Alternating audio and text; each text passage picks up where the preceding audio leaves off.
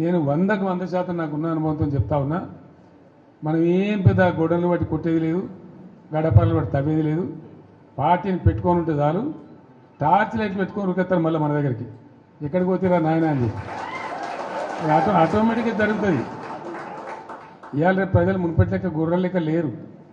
వీళ్ళన్నీ తీసేస్తున్నారు. యాదవుల గొర్రెలు తీసేస్తున్నారు.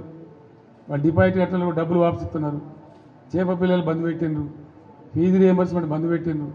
ఎన్ని రోజులు ఒప్పుకోబడతారు ప్రజలు? వాళ్ళు చూస్తారు, టైం దాకా చూస్తారు. ఉన్నాయన్నీ ఎత్తేసి మేము 1కి 2 ఇస్తామని, 2కి 4 ఇస్తామని నరికి అసలు మోసం తెచ్చినట్టు ఉన్నాయి పీక్ పారైతే ఇదేం అన్యాయం అని చెప్పి తప్పకుండా ఆల్రెడీ ఆలోచన చేస్తున్నారు. ప్రజల్లో తిరుగుబాటు ధోరణి వస్తుంది. డెఫినెట్గా మంచిగా బ్రహ్మాండంగా మళ్ళీ మనమే గవర్నమెంట్కి వస్తాం. ఇప్పుడు జరిగింది చాలు. ప్రజలకు ఏమైందంటే అక్కడక్కడ ఇప్పుడు వస్తున్న అనుభవాలు కఠినంగా ఉన్నాయి.